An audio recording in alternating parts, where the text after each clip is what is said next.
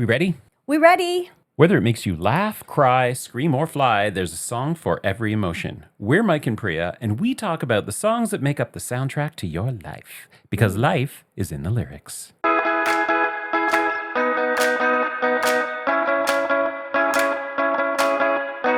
Hello, little listeners. I'm Priya, and I'm here with my bestie, Mike, and you're listening to Life is in the Lyrics. Now, Mike, I thought, we haven't done this in a long time because we just assume that people who are listening have been with us since the beginning. Yeah. But I thought maybe it would be useful for some of our new listeners. Bueller. Mike is frantically looking for that goddamn crickets button. Fuck's sakes, There Mike. we go. Don't you label them? I tell you every time they're I know. labeled. I just Put can't your read glasses it. on. But if I put my glasses on, then I have to see you clearly. Oh, and that, my friends, our dear little listeners, And that is the what podcast. this podcast is about. Okay, Mike, in all seriousness, tell the people. Tell the new listeners. Tell the people. Yes. What Okay, do we little do here? listeners. Life is in the Lyrics is a podcast where Priya and I, we pick a theme. It's musically oriented. Oh, okay. And we talk about different songs and lyrics around that theme. Right. And it sparks conversation about life. Oh my God, this sounds amazing. It is amazing. I want to listen to this podcast. You should listen. Although I've been continuing on my journey down the You're revisiting? the revisit of our episodes, and I just listened to an episode where you talk about how you have a difficult time Okay. listening back to the episodes because you get annoyed at how much you talk. Yes, but I also said that last week. Oh yeah, Were you that's just right. listening to that episode? I did. I just Oh, listened to okay. that episode. Yeah. Did Right. you just say that last week? I did. Are you sure? You remember that? I'm quite sure it was either last week or the week before. Priya. Because, Okay, sorry, go ahead. no, you go ahead. No, I was just going to make a comment about how we are ridiculous about our Yes. memories. Yes. We have a difficult time remembering what we've said. Yes. What? Yes. Yeah. And then certain things that we do think we remember Yeah. are really not accurate Okay. memories. That is all very true. However, in this instance, I do remember it was within the last 2 episodes that we recorded that you were talking about listening to all our catalog, our back catalog, and you said it's been like a video diary or like a Audio diary. And then I was saying, yeah, I'm also listening to them, but I'm a bit behind you because I do find it hard to listen to myself Yeah. take over every episode. So you know what my new motto is? What? Shut it. Yeah. Shut it. You actually mentioned that in an episode. I think it was the last one same where you episode, said, yes. yeah, so I'm just not going to talk anymore. No.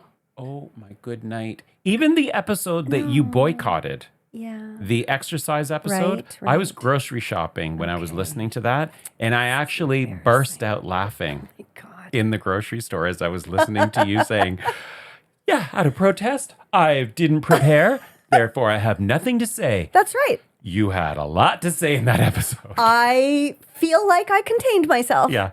Did I not? Yeah, I think you did. I tried. I know. I I'm just trying don't know so anymore. hard. Yeah, it's Mike. okay. This is part of the appeal of this podcast. I think. I think a lot of listeners tune in to see, will she or won't she? Right. We should have like a scale, like Priya dominated. She steamrolled Mike 45% of this episode, and then 75% of this episode. It's mostly going to be over 60% most You of think? the time. I think Yeah. so. I don't know. think so. Well, Maybe let's not see. this one. There's your challenge, Maybe little not listeners. this one. There's your challenge. Listen to Yes. those episodes and let us know. That's right. That's right. Okay, so this is our second season for all of you who are new to the podcast. And we That's have right. been recording how many episodes? Like, what's our recording schedule or release schedule? I'm sorry, what? What's our release schedule? Like, how often? We release an episode every week. Every Wednesday. week, yes. 5:30 a.m. Toronto time. Okay, Eastern Standard Time. Eastern Standard. Yeah, that is insane. I still think that's insane, but we've been doing it and we've been having a great time doing it. Yeah. Folks, so this is our second episode of our second season. Mucho exciting for us and hopefully for you out there as well. That's right. And we thought for the first few episodes this season, we're going to focus on topics that talk about second acts and second albums or anything that has something about the second time around. Yeah, because that makes sense, right? Yeah. Because this is our second time around. That's right. But we're not doing this for this episode, are we, Mike? Why not? No, and I don't know why this either. is the outlier because, but I do know why. This is why this episode doesn't fit what we say we're going to do. Right. Because we say that shit all the time. Right. We always say, we're going to do this. Yeah. We're going to do that. We're going to read out. We're going to Read our emails. We're going to new song. We're going to have like our rant section. We Yeah. don't do any of that shit. It just comes and goes. True. However, we have been pretty good about sticking with the new songs. Don't be a contrarian. No. Why is that contrarian? I'm agreeing. Yes, and a good improviser always yes and. Yes, not and, yes, yes. but. Yeah. We have let a lot of things go by the wayside over the year. Okay, so I was thinking about this. I was thinking about this as I've been listening to our episodes. We come up with these concepts that we want to put into our podcast. And initially, when we're thinking of them, I think we think of them as being every week we're going to do this sort of Yeah. thing. The reality is we do them, but they're not like an every week thing. Sometimes they You're happen, right. sometimes they don't. You're right. I We mean- have been doing rants. We always rant. just We're always natural. ranting about something, even if we don't say, this is the rant section. Yeah. And I'm always raving as well, like ranting and raving. That's Are my you? thing. Raving. I don't really know what the raving part means in that. Rant and rave. Yeah, I don't know. Ranting and raving. She's always ranting and raving about something. Yeah. Well, that's me in a nutshell. Yeah. Okay. So we're not doing a second No. time around episode. No. What are we doing, Priya? Well, before we do that, before we do the big reveal, Okay. do we have some music for a reveal? No, Mike, hold on. before we do the big reveal, yes, let's catch up. 'cause Okay. It's been a week. So I mentioned that I've been listening to the previous episodes. Yeah. I'm still on that journey. And What number are you at? I don't know because I've just started jumping around okay. now. Yeah. I think I'm probably about halfway through. Yeah. Wow, that's a lot of listening to I us. know. It is a lot. That's it is like a lot. Yeah. 25 hours Yeah, of it is. us, Mike. I know. Oh, But you know what? Some of our episodes I really like. I know. I do. are There's some of them. Yeah, some of them are really good. Yeah. Me in particular. Well, oh, okay. Well, that's fair. And what about the others? Some of them are really good. And what about the others? No. No. Yeah, some of them are better than others, and that's just because when I think about I'm thinking about how that episode went, and just the You're vibe. dissecting it. Yeah, now. yeah. So it was good. Okay. But we had talked about how we couldn't figure out how we got to 53 episodes. That's right. This is how we got to 53 episodes. Okay. So there are 52 Oh, weeks in the year. Yes, there And are. so the 53rd episode was really the first episode of season 2. Okay. Because we did that episode for our anniversary. That episode, the 53rd episode, came out the week that we launched our podcast. Okay. Okay, so technically, yes, I see what you mean. Yeah, Okay. We had yeah. yeah, okay. We pretty. We so pretty. We real pretty. So I was out. Not I was too smart. not too smart. So yeah, I was out walking and I made some notes. I had to keep stopping and dictating some notes because I was like, oh Jesus, we're so ridiculous, the two Yeah. of us. And then I'm like, as I'm listening to these episodes, I'm thinking, and this totally ties into the memory issue. Okay. I stop as Yeah. as I'm listening to this one episode where we say we're really excited because next week we're going to do an episode and it's going to be a listening party for the Taylor Swift album. Right. So I stopped what I was doing and I put down in my note, listening to our episode on exercise. Oh, boy. And we said we were going to do an epic didn't do that. listening episode for Taylor Swift album. We didn't do that. We said we were going to do that? Yeah, we did. What does that even mean? Hang on. Okay. I said, we Shut didn't it. do a reaction episode. So we should probably think about what we say we're going to do next, or actually do what we say we're going to do next. So that episode ended. Okay. The next episode came on, Yeah. and it was a reaction episode to it wasn't really reaction, but we did talk about the life of Ophelia, and we went into detail about that album. So Yeah. again, I totally forgot that we did that episode on. I'm so confused about what you just said. I have no idea what's happening. What do you mean? So are you talking about in our back catalog, we talked about doing a listening party for the Eras tour? No. For the, okay, Ophelia. for the Fate of Ophelia. The Life of a Showgirl. God Life damn of it. a Show. Yeah. Yeah, can I tell you that song, Fate of Ophelia, has been stuck like glue in my brain for like 2.5 weeks. I'd wake up with it playing. I'd go to sleep. They're earworms, these they songs. Are earworms. And in fact, in that episode where we talked about that album, I had said that I wasn't so keen on it when I first listened, but we recorded the episode about a week after it came out. And you had said in that episode, you're glad that we waited because I had said, after sitting with it for a week and listening to it, there are a bunch of earworms in that album. And you were a little bit sick. Like you were a little under the weather when you first listened to it. So you were kind of like a curmudgeon. I was a cranky bitch. You're a cranky bitch. Yeah. Okay. I'm glad you said it, not me. Yeah. So anyways, that was just, I've been listening and I've been making notes and thinking about, oh yeah, this is how we could do better, be better. Be better. Melania, be better. It's not going to happen. Wasn't in the first Trump presidency wasn't that Melania's big thing? The first lady, be better. Is that what that was her? That was her thing. The two of them failed miserably. They sure did. Still failing. But there's always time. Yeah. So how's your week been? Okay, so I have a couple of things. First of all, so busy these last couple of weeks. It's been really busy, and time is like moving so quickly in a way that it's kind of freaking me out because what's the date today? Like the 15th? It's the 16th. In 2 weeks, I'll be in Vietnam. In 2 months, I'll be in Vietnam. 2 months. It's going by so fast. Anyways, I would like to say, what are your thoughts, Mike, on clairvoyance? Clairvoyance? Yeah, I went to school with her. Thank you. Well done. Okay. Clairvoyance is kind of like when you kind of are receptive to things that are coming in the future. Like you sort of can see things. Okay. Here we go. So here we go. Okay. Here's a few instances of things that have happened recently. Okay. I was talking to Danielle about, let's go we were talking about how last year for New Year's, we went to Montreal and we had this amazing spa day where we got high and we got massages in this spa where they had like baths, water bath, like, hot waters and just listen to that episode. That. Okay. And, and how it was one of the best fucking massages we ever had, first of all. But we were talking about trying to replicate that. And I said, the best spa with water therapies that I've ever been to is in New York. And it's called the Air Spa. And it's like you're in this big cavernous, like a cave where the ceilings are, I swear to God, like 3 stories high. There are hanging candles all over. So it just feels like you're in this glowing, beautiful, massive Roman baths or something with all these different waters. And then there's an area with just salt. You can just salt your whole body and they massages and everything. I said, that's the best spa that I've ever been to. I wish they had one in Toronto.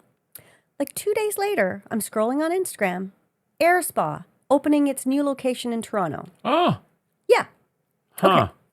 On the way here last week to record, I was not in a very energetic mood. I can't remember what was going on, but I was kind of You were crazy busy that week. Maybe that's what it was, but I just felt like I need to amp up my energy. I wish, what I need to do is I need to play that song, What a Song Should Do, or What a Song Can Do. I can't remember what it's called. I think it's called What a Song Should Do. I was like, forget it. 2 minutes later on the radio, what song comes on? Oh. Out of the blue. Huh. It's an old song. It's like 10 years old. So it's not like it's in high rotation. And then this week, like 3 days ago, I was thinking, you know what? I haven't had a business meeting in a while. Should I message him? And I thought, nah, I don't want to. If he wants a business meeting, he'll message me. Who messages me the next day? Huh. Wow.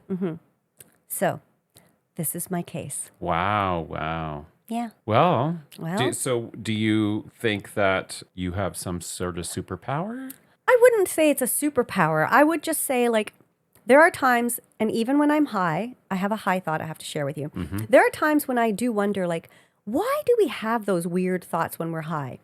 And I was asking Danielle this in the car yesterday, and she goes like, I think it's because we are accessing a part of our brain that maybe we just don't really use when we're not high. And I said, so I think that there's a lot of truth to the fact that there's so many parts of our brains that we don't use. And I don't think I'm like psyching like everybody, all of us, our brains. Yeah. Okay. Not that I have more than one. Well, you are really smart. I'm like super intelligent. I've been I've done like tested. many IQ tests. Anyways, I'm just saying, I think that there's something to the fact that maybe our brains are more receptive. I don't know. Yeah, I don't know. Yeah. Well, I have a theory about getting high and clarity. Yeah. Or things that you think about when you're a little high. Okay. Because when I used to do the CBD jellies, Yes. I used to do them because it would help me kind of relax because I'd be so stressed Okay. out and I would have a hard time sleeping and calming down and just chilling. And my theory on that is that when you are high, depending on your high, what it does is it calms down the noise that you're not even aware of in your head. That there's all of this noise rattling around. It's like distraction. So there's lots of distraction. So when you're high, it kind of calms down the distraction and you're able to think about things differently. Or there's clarity around some of the thoughts because you don't have a bazillion things happening, firing Like off your at to-do once. list and Yeah, you've only got like a few things. So you're like, oh yeah, there's that thought that I had and I hadn't really explored it. And all of a sudden your brain is. So that's my theory about that. I like that theory. That actually makes a lot of sense to me. But do you always just hold on to one thought when you're high? Like, don't you just have sort of like these interesting, different thoughts that keep coming in and out? If we can replay some of our episodes where you talk about when you're high and you're thinking and then you're doing something and then you get distracted because you start thinking about something else and then you're like, wait a minute, what was I doing? Get your hand back down there. Oh, remember that episode? I do. Yes. Oh boy. So I don't think there's only boy. one thought, but I think that you have room to think about some of these things. So it's not like there's only one thought, but instead of, let's say you have 100 thoughts happening and then you are high and now you've got 20 thoughts happening. It's like, oh, these 20 thoughts I actually see. They're not rattling around distracted with all the other things bouncing around in my head. Do you ever revisit high thoughts when you're not high? Like, do you ever think the next day, like, oh, I was thinking about that and that's actually really interesting? Or do you just think, oh my God, what was I on about? I revisit your high thoughts. Oh God. Because I really don't get high. Yeah, you I don't do that anymore. I don't do that. So yeah, so no. Okay. The answer is no for me. Okay. All right. So where I thought you were going with this clairvoyance thing was in a couple of episodes ago, you were talking about how when I'm talking, you know what I'm going to say. Right. And then and you can see, you know exactly what I'm going to say next. And you know what I'm going to say next. And we did, I think there were about 4 or 5 episodes after that where the two of us were just needling each other about that. And I was joking about how in a lot of episodes, I think I'd said how you will ask me a question like, oh, is it because of this? And I'd be like, no, that's not where I was going. But as I've been listening to our episodes, I do that with you all the time. Right. I do. I'm constantly like, is that because of this? And you're like, no, that's not. No. I think that's a natural thing. Like that's Yeah. anticipatory, right? Yeah. But what I'm saying, and I'm going to show you a skit from SNL that illustrates what I'm trying to say when I say that. Okay. Is this the one where they're doing the song? Yes. Yeah. Okay. Because that's what I'm trying to say. It's not that I know what you're going to say next. Like, oh, I just know you're going to talk about your favorite song or Dancing in the Dark by Robyn again. No, it's more that while you're talking. Dancing on My Own. Right. Is there a song called Dancing in the Dark? Oh, that's Bruce Springsteen, isn't it? That's the song that made Courtney Cox famous, isn't it? Yeah, okay. Anyways, we've gone on about this long enough. Now, I know that we're going to get to the episode, but before that, you do have a new song. I do have a new song. Ooh, yes. this is Can't exciting. wait to play it for you. Okay, so we All right. will be right back. Okay.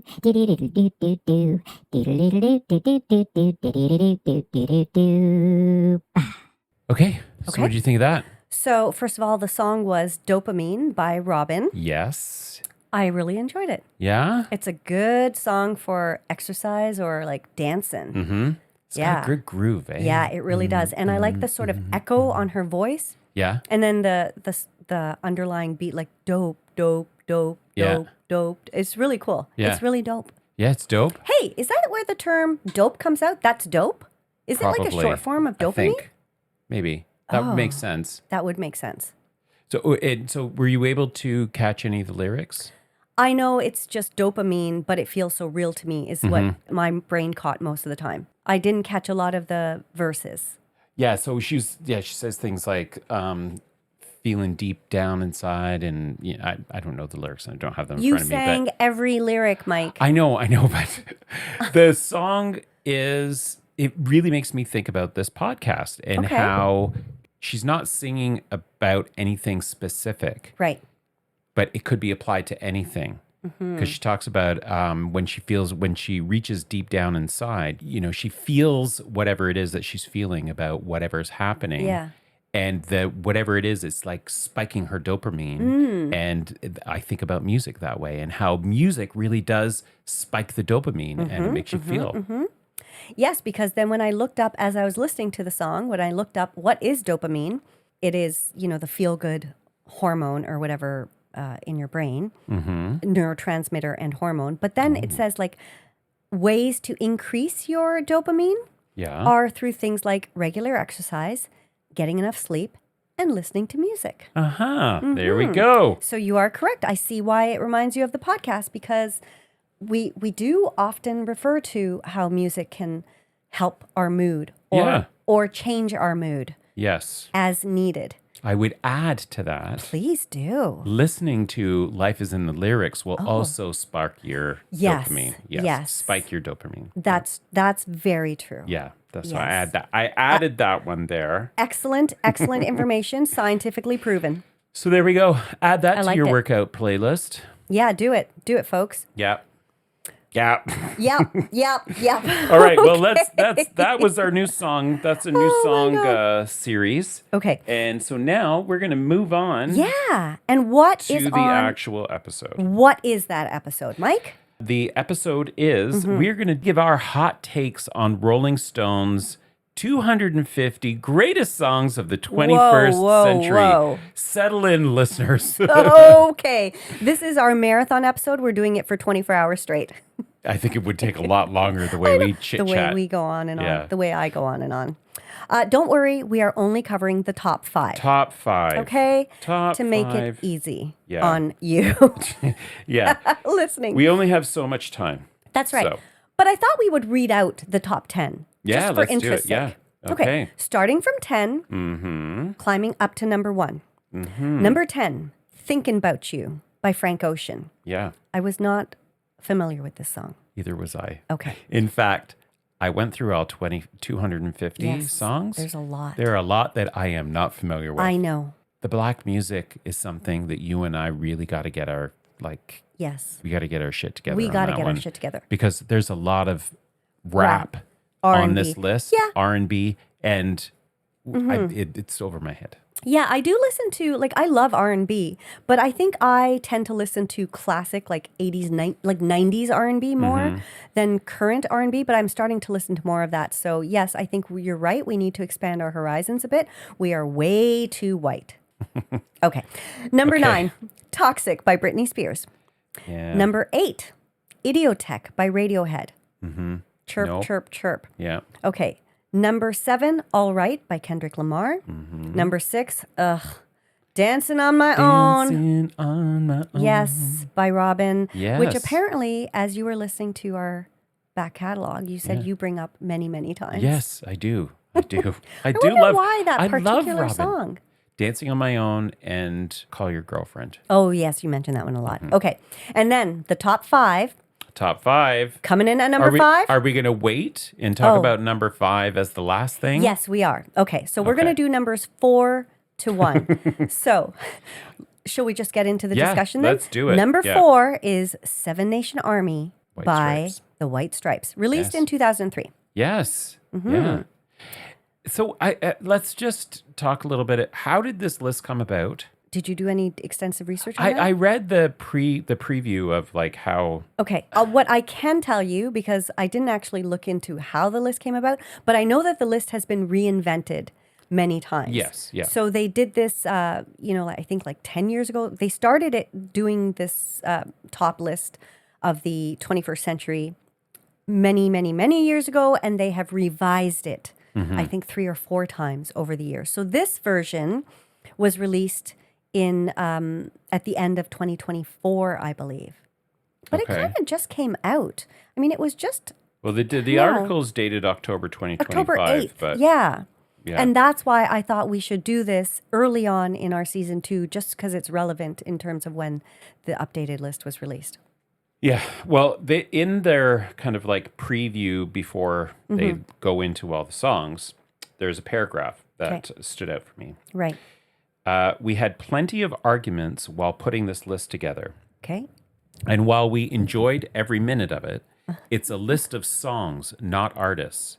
So we mostly avoided repeating multiple tunes by the same performer, although that is not true. That is not true. Because Beyonce shows up a lot. 6 times. Yeah. You know who shows up more than her?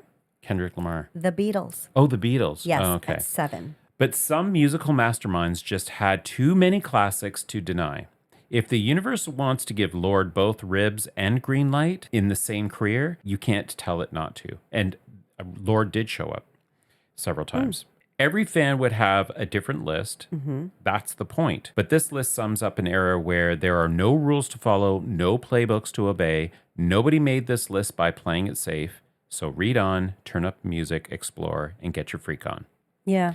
And did you read the list of people that contributed to this, making this list? No, I did not. There's got to be like 50 people on this list. But It's they're all insane. from Rolling Stone magazine, right? Like, are there artists that were involved too? Honestly, I don't. I was thinking about going into like doing some digging on who these people are, but then I thought, well, what? There's only so much time in an episode. Well, We don't know these people. yeah, they're good enough to put the list together. Who am I to say? Well, Yes.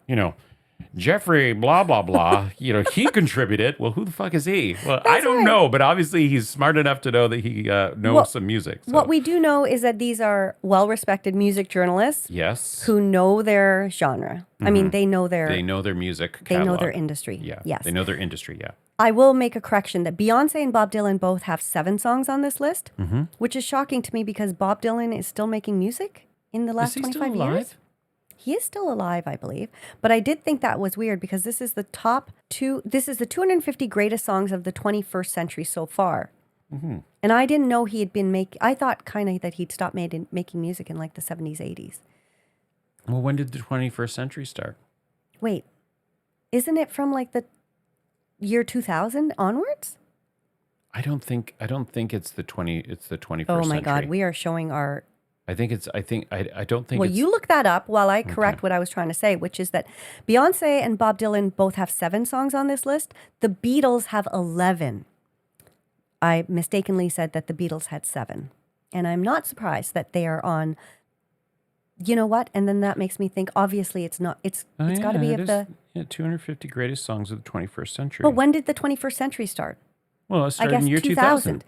But the Beatles weren't making music in the years 2000. Well, they just got nominated. They just got a Grammy for some song, didn't they? I am so confused right now, so let's just move on. Oh my Okay. God. Okay. So, Okay. 7 Nation Army by the White Stripes, released in 2003. Yeah. What I thought was cute about this is that the title is sort of a play on how he used to misspeak Salvation Army. Yeah. That's cute. I know. I thought that was cute too. So did you know this song? I did, yes. Okay. Yeah, it's a great song. And It is a great song. It is for me, because I wasn't a big White Stripes listener. Same. This was the song. This is a song that basically when I This hear is it, I'm like, yeah, quintessentially- this is the White Stripes. I was not familiar with it, but I also do like it. It is very catchy right away. I also, when they came out, I was crushing on him, and I don't know why. Oh, should we look at photos of him back then? Yeah, it's not like well, I shouldn't say I don't know why. He's just a sexy kind of rock and roll guy, Yeah. Okay. in my view. Yeah, he's got an interesting haircut. It's not the kind of guy I would have thought you would think is hot. there's something kind of sexy about him. Yeah, he has that And- kind of punk vibe. Like, Yeah. I don't give a fuck. It's Yeah. kind of sexy, right? Yeah.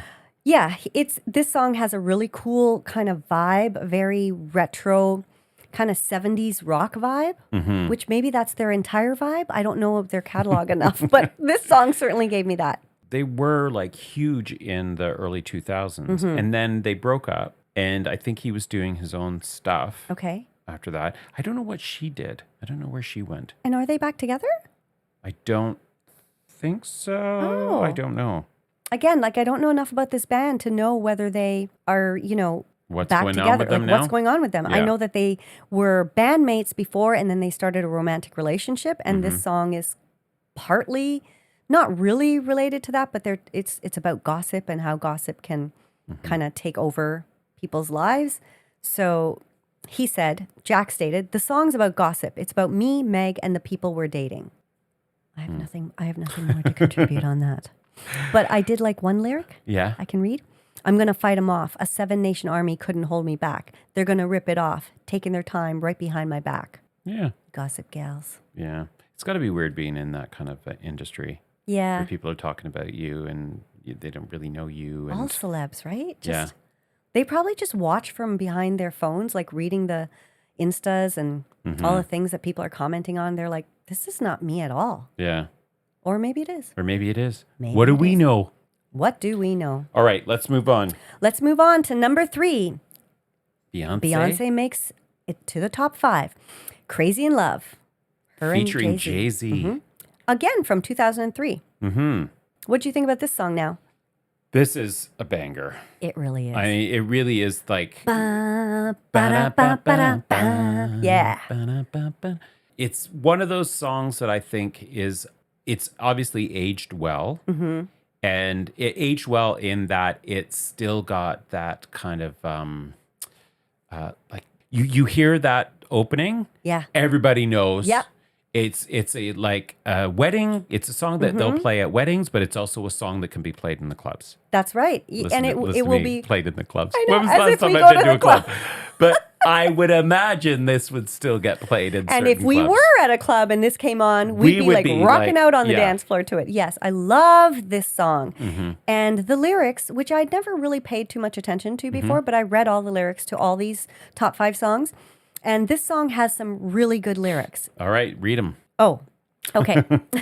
I did not actually isolate a lot of the lyrics, but she does say, "You got me hoping you'll page me right now," which that line just kind of stuck out because I was like, oh yeah, holla back to 2003 when pagers were a Right. thing. Yeah. It was just so Did cute. you ever have a pager? Never. Neither did I. I don't know why I never did. I went straight from rotary phones, like home phones, to cell phones. I never did the in-between stage of a pager. Yeah. Did you ever have BlackBerry? No. Yeah, I had a BlackBerry. I had flip phones where you'd have to Oh yeah, press yeah. the number 444 to Yeah. get to the right letter you wanted. Yeah, I remember Oh, that. that was annoying. I had a flip phone when I moved to Toronto.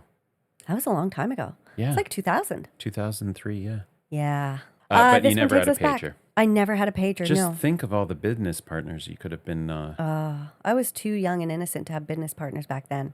25 years ago? Oh, Priya was a different version of herself. Was she? Yeah. Okay. This was probably right when I started work on the sex show. So my sexual awakening had Awakening. yet to begin. Ah, yes. Oh no, do the burr, burr, burr, burr. That's it. Oh my God. That's what I do every time that's my sound effect. Oh, is it? No. I think wouldn't this that be one's funny? better. Yeah, it's like, Sexual Awakening. I Yeah. like that. It's very Yeah. dreamy. Mm-hmm. Did you know that Jay-Z improvised his rap verse in 10 minutes in the studio for this song? Oh. How does it go? Ah, come on, Mike. Do not do that to me. I'm not going to try that. Have you seen the video of them performing this live and Jay-Z doesn't No. do his rap part at the beginning? What does he do then? He just missed his cue or something and he just didn't do it. And she's kind of looking at him like, Oh, no. what the fuck, dude? So what's happening then? Yeah. Nothing's happening? So she just gets into it and she does her thing. Good for her. And I have a thought about that. Okay. So we are consumers of these performers and we think, I don't know what you think, but we're so used to seeing, you know, these professional musicians perform on stage and do music videos and all the rest of it. And when I hear these stories about how things go wrong and just how they're able to just keep going and they're so professional about it, it reminds me that this is a job for them. They're working. This isn't just about entertaining us. That's something that we get out of it. But for them, this is their job. Like they have to remember every single cue and every single thing that happens. All the choreography as they're singing. Yeah. What if they have a wardrobe malfunction? They got to keep going. Yeah. What if they trip? Yeah. What if they're in a bad mood? What if they've just got some terrible news? Have you seen that Katy Perry documentary? No. Did you ever see that one? No. Oh, you should watch it. Okay. It's really good because it was filmed when she was doing her California Girls tour. Right. And that My was favorite also Katy Perry era. Yeah, that was also when her marriage ended. Oh. And there's this scene of her. Oh, with Russell Brand, that marriage? Okay. And there's this scene of her, and she's in her costume and everything, and she's underneath the stage, and she's on the platform that's going to rise her up, and she just found out that he left her. Oh my God. Did it by phone. Classic. And she's crying as she's on this platform, and it's starting to rise, and like thousands of people are going to be seeing her perform, and she has to do her thing. Oh my God. Was her makeup like all running? Like, how did she pull it But together? no, it's amazing. It is. But it just, again, is just amazing how these people are professionals. They are pros. And it's easy to criticize them when they're like, oh, they've done this, or, oh, they made a mistake, or I didn't like the way they changed this. Anyways. And it's also easy to criticize, like, oh, they're millionaires, like they make so much money. But like they are still human beings in a moment where you've heard some devastating news and you've got to now for the next 2.5 hours or whatever it is, be sunshine. The wealth part, though, the gap is like pretty ridiculous. Well, but I don't disagree. I'm just saying that you that cannot doesn't take away from the fact that they're humans. and they have- exactly. Exactly. Now, have you ever seen Beyonce? No. Live? Have you? I have. What? When? Yes. I saw her live at Dundas Square. She did a free What? concert in Dundas Square. Oh my God. This must have been like early 2000s when she was... we were working at KMH at the time. Okay. And I was walking, my route home would be Queen Street, and I'd cut through the Eaton Center. Right. I'd come out at Dundas Square, and then I'd go continue on home. Came out at Dundas Square, and it was packed. Like that whole Dundas Square, Yonge Street, the intersection, you could not move. It was jam-packed with people. And I was like, what the hell's going on? So I weaseled my way up to the stage, and sure enough, she came out. I had no idea what was going on. She came out, and the crowd went bananas. And I stayed for like 2 songs, and then I'm like, okay, this is really intense. And if something happens, there's no way to get out of here because you were jam-packed. So I just weaseled my way as far out as possible. How was she though? She was Live? amazing. I bet. Yeah. I would love to go see her live. Yeah. She was really good. Yeah. So I saw 2 songs. 2 songs. I mean, hey, that's better than what I've seen. This song, like, okay, so I didn't really write down any specific lyrics, but when I was reading them, what I thought was, it is so relatable of that feeling of just that kind of euphoric feeling you get when you're just so crazy right now. Your love's got me looking so crazy right now. Got me look, and she just repeats that in the chorus, but she says, I look and stare so deep in your eyes, I touch on you more and more. I'm not going to sing it because her cadence is like really fast. When you leave, I'm begging you not to go. Call your name 2-3 times in a row. It's like, who hasn't felt that feeling of just, oh my God, I feel crazy. I don't feel like myself right now. I can't even control myself. Have you ever been crazy in love? Yeah, sure. Yeah. Yeah. That first euphoric kind of, maybe euphoric isn't even it's partly the right word, but also that just sort of insanity that you get. You just get so caught up. It's another I good just song. think it's dopamine. Yes, that's right. Because it feels so real to me. Right. Oh, it's all coming full Tripping circle. on my chemistry. Amazing. See, you do know the lyrics, Mike. I don't know the lyrics. Okay. All right. Moving on to number 2. Yeah. By Matt. I don't know this band. I did not know this song. Also from 2003. Yeah. Called Maps. Yeah. I'm sorry. I keep saying yeah. Yeah. I did not know this song either, but then I listened to it and oh my God, is it ever good? I can see why this is in the Then top. please tell me, because I did not understand it. I don't know if I was also very influenced by the video. It's a very intense video. I feel like I should have watched the video because I read a lot about it. Yeah, the lead singer, she's so compelling in this video, and her emotion as she's singing is so palpable. raw. It's very. Now, do you know palpable. why it's so raw? No, why? Because the guy she's singing about was supposed to be there for the video, and he didn't show up. Oh. And so those are real tears. Oh. She was actually very emotional doing this video. Huh. And the title Interesting. actually Reminds refers. me of another artist singing about a Who's that? boyfriend that never showed up to something. Oh, I think we're going to get to that soon. Mm-hmm. But They were an art punk New York band, and it's again 2003. I did say that. Did you? I did say that. Sorry. I'm pretty sure I said that. Okay. But it's, I think, the fourth or the third song. It's the third that's in from- the top 5. Crazy. That's 2003. The title is supposedly stands for "My Angus, Please Stay," because There's a theory about that. there's a theory because her then boyfriend's name was Angus Andrew. So yeah, a lot of reasons why the video was so affecting. But did you listen to the song as the video version, or did you listen to the song first and then watch the video? I watched the video. Yeah. I think maybe I needed to do that because when I listened to the song, I was just like, there's no lyrics to this. No, I think it's great. There's no lyrics. There is one verse that says, "Madoff, don't stray. Well, my kind's your kind. I'll stay the same. Pack up, don't stray." The rest of the lyrics But Priya, is just, wait, they don't love you like I love you. They don't love you like I love you. Wait, they don't love you like that's over and over and over and over. a quality song is not just about the lyrics. This is True. obviously not on the top 5 because lyrically it's, some But brilliant song. I feel like lyrics have to be okay. Without the lyrics, then you're saying you got so affected because you watched the video and her emotion was palpable.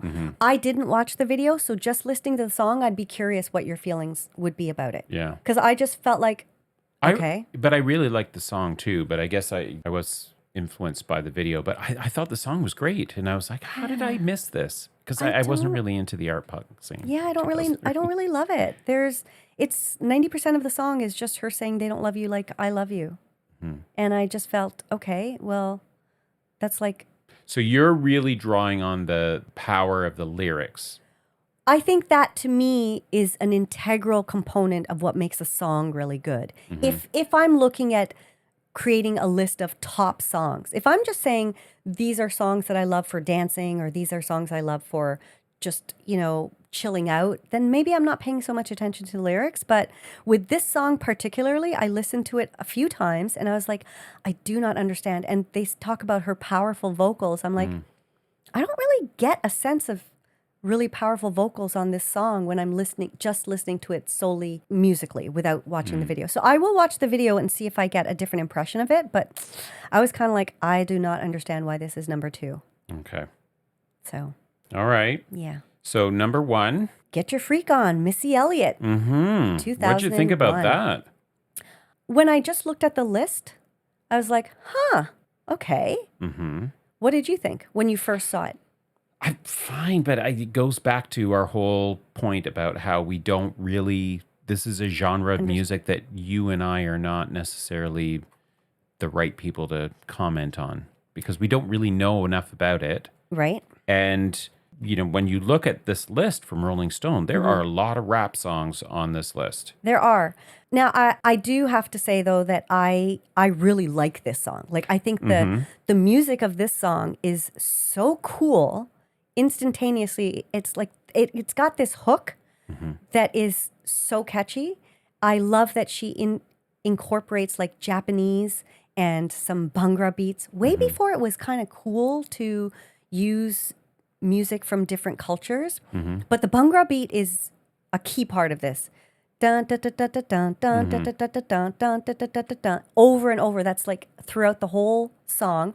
And then you can hear sort of the tabla drums. Like the kind of drums that they use on this are very It's like it's hand drumming, right? And that is also a really important musicality from Bhangra, Punjabi Bhangra music, which I don't know a lot about, but I know a little bit about. So I found this song to be just a really cool sounding song that was, I think, way ahead of its time in terms of its musicality, and which even now I feel is very cool sounding. So I loved that about it. And I was like, when I don't listen to this song, but when I heard it, I was like, I know that song. I've heard the song many, many times. So I may not understand the genre enough, but I did think it was a very cool tune to be number one. Maybe not the song I would have picked for number one. Yeah. Well, that's what they said, though, at the beginning. There's no rules. Everyone's list is going to be different.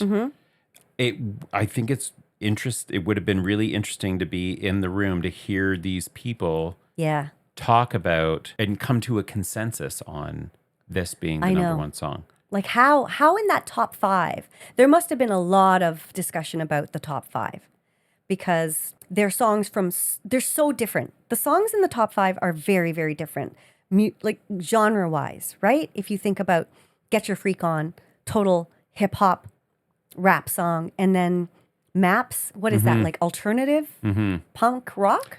Art punk. I don't even know what art punk means, but I know what punk is, kind of like art punk. Okay. And then Crazy in Love. Would you call that R&B or kind of hip R&B pop? Crazy in Love? I would say, yeah, R&B pop. Yeah. And then Seven Nation Army, again, sort of alternative. Yeah. So all over the place, which I think is very cool. But let's get to the number 5 song. Yes, Mike. little listeners. So, okay, well, we rushed through those 4 because the 5th song on the list is... Say it, Mike. Taylor Swift. Yes. All Too Well. The 10-minute version. Is it the 10-minute version? It is the 10-minute version. All Too Well 10-minute version became a massive phenomenon. It doesn't say 10-minute version, and 2012 was not the 10-minute version. So it's All Too Well 2012. That's not the 10-minute version. It's not? No. They're not talking about that one? No, because 2012, that would have been the short version. So their description, Taylor Swift's toughest, rawest, most passionate heartbreak anthem, All Too Well, began as a 5-minute steamroller on Red. A pained love story summed up by the lost scarf her ex still keeps in his drawer after she left it at his sister's house. It became a fan favorite, but never a hit or a single. For years, she wouldn't even sing it. It was about something very personal to me, Swift said. It was very hard to perform live.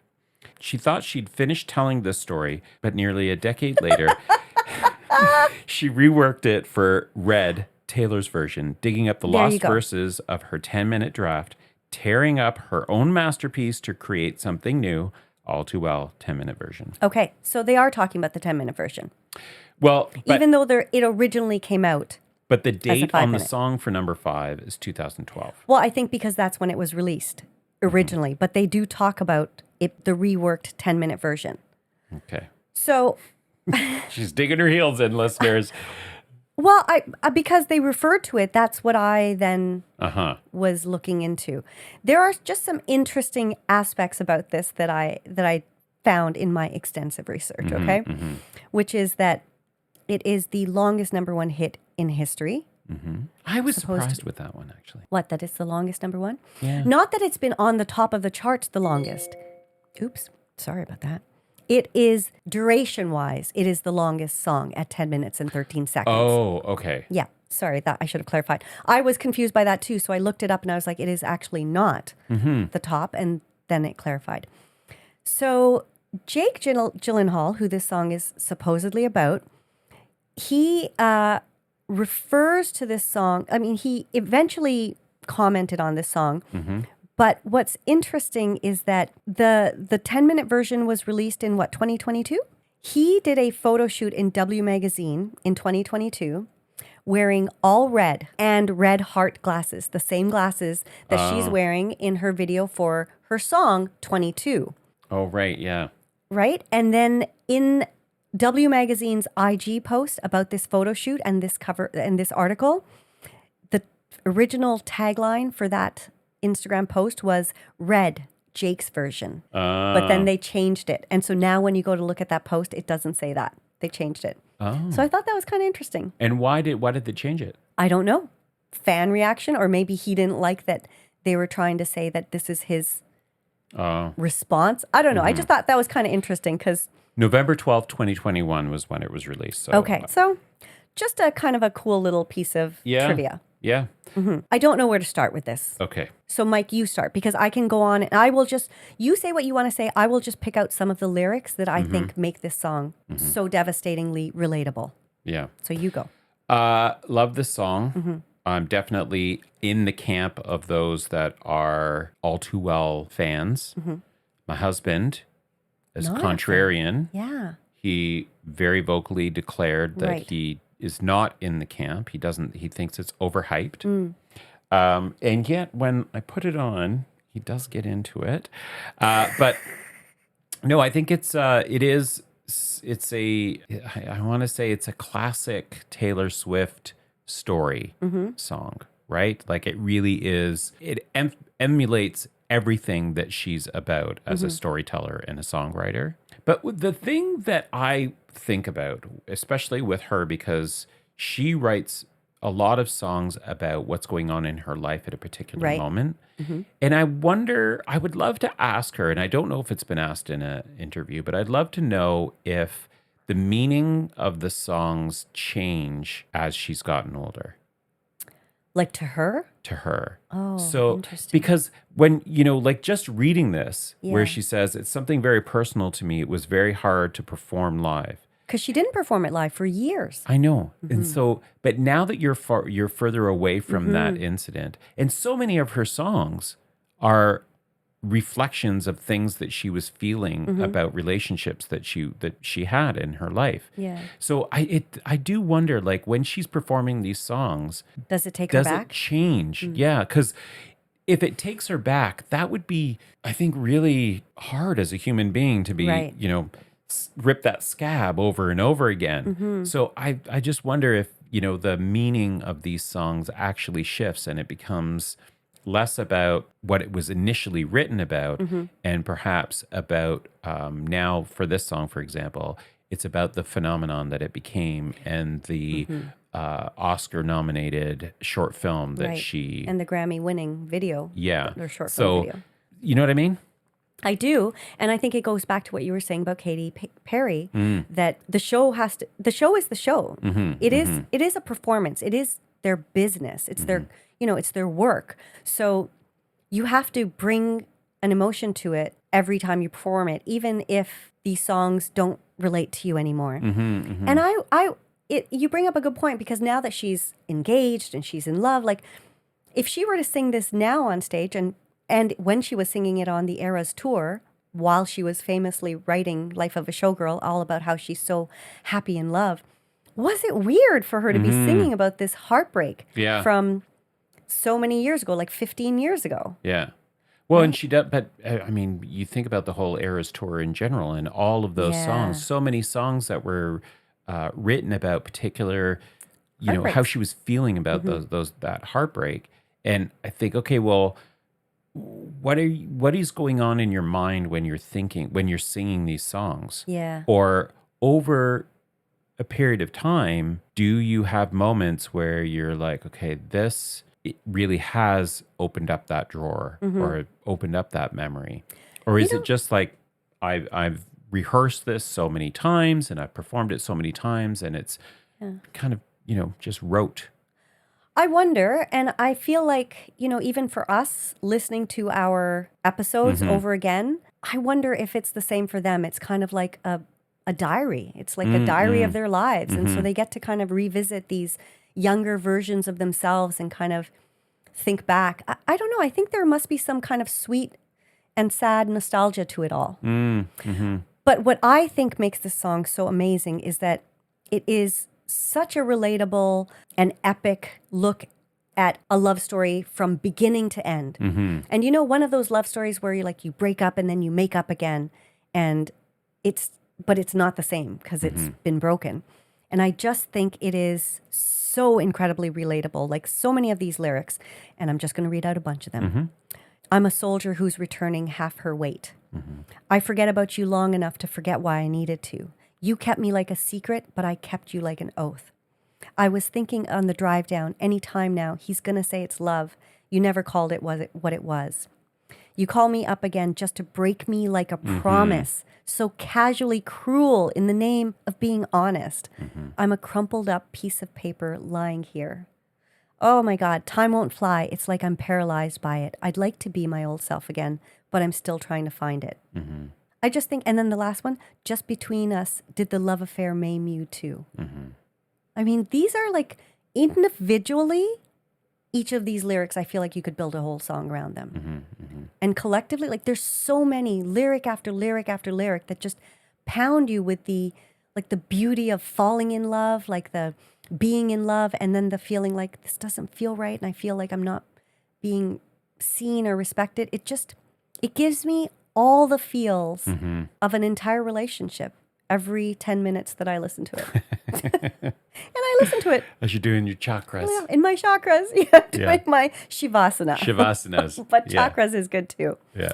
So I don't know. I just think it's an incredible song. How often do you listen to the short version of this song? Almost never. Uh-huh. But I have been thinking that I want to listen to that first 5-minute version. And also, there's not just those two versions. There are like the sad girl version, the Long Pond version. Like she has many versions of this song. Oh. Well, the Long Pond is just like it's acoustic, basically, right? Yes, but she has so many different versions of it that it would be interesting to just listen to them all once, and see like how they're. But the lyrics aren't different in them. They're not different lyrics, Okay, but they're okay. different lengths. Oh. And so I think not the composition, but the way she sings them and the music it is slightly different. Execution. The execution, yeah, it's really cool how she does so many different versions of it. Yeah. Do you remember when she sang this in the concert? Yes, And? I remember everybody singing "Fuck the patriarchy," Yeah. keychain on the ground, like how people were almost waiting for that Yeah. line, and they really gave it. Yeah. I remember being with Maya. And I remember being with you guys singing this song, and everybody was just Yeah. belting it. I think more so than maybe any other song, because it gives you time to get into it. Yeah. Do you remember? And it is, oh yeah, totally. Yeah. But it's kind of like a phenomenon in a way, It is. right? I mean, it's pretty remarkable that she never actually released this as a single. Yeah. And The fans brought it yeah, to what it is today. and it's got this own lore about it. Yeah. Yeah, it's a very cool song. I think for people who are, those people who say, I'm not a fan of Taylor Swift, but I like her as a celeb or as a person or her values, whatever. I think this would be a good song to listen to. It is a long one for sure. Get a cup of coffee or a gin and Dubonnet. But I just think like it is very hard to negate her skill as a songwriter and as someone who can tug at the nostalgia and heartstrings. Yeah. Yeah, I just saw something recently, a video. It was like a writer's retreat. These young songwriters are in a room and there's a panel and they're talking, and one of the songwriters gets up and she says, okay, so, I'm going to say something that's kind of like controversial, but, I think Taylor Swift is probably like the most basic, Whoa. white girl you could possibly have. And her writing is amazing. Okay. But as a musician, as an artist, she's like just a basic white girl. And everyone's like, oh. But then she elaborates. She's like, so what is it about her that makes her this phenomenon? And then the video kind of goes off and it gets cut off.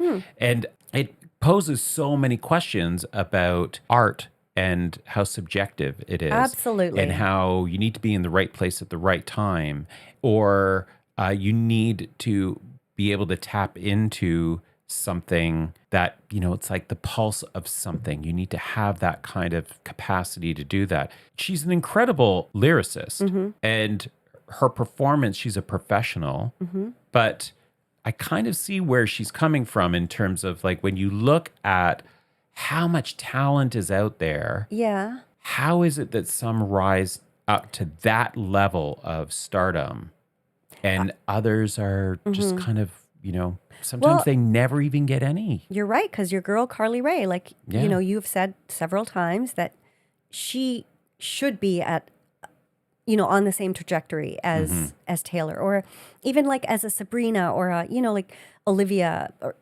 Billie Eilish. Like she should be at that level because she has amazing songs and she has really good lyrics. I don't know what it is about Taylor, but her fans definitely have been along with her for the ride for the last 17, 20 years. I think also key to it is that she changes a lot. Like her musical style changes. She went from country, then she turned to pop, but even her pop styles have changed. She went into more of like a folksy pop. Like she grows and develops and changes her style, which I think makes it easier to grow and change with her as opposed to like outgrowing her. Yeah. Anyways, we could go on and on and on and on about this, as we both know all too well. All too well. See what I did there, Mike? You did. Okie dokie, All right. Well, little listeners, that was our review of the top 5 Yeah. of the 250 Rolling Stones Greatest songs of the 21st century. so far. So far, Yes. what do you think? What Let do us you know. think? How can would they do that, Mike? You can slide into our DMs Yes, you on can. Instagram at The Little Podcast. That's the LIITL podcast. Or you can. Email us at lifeisinthelyrics@gmail.com. Yeah. All right, folks, we will be back same time next week. See you next Wednesday. Bye. Bye.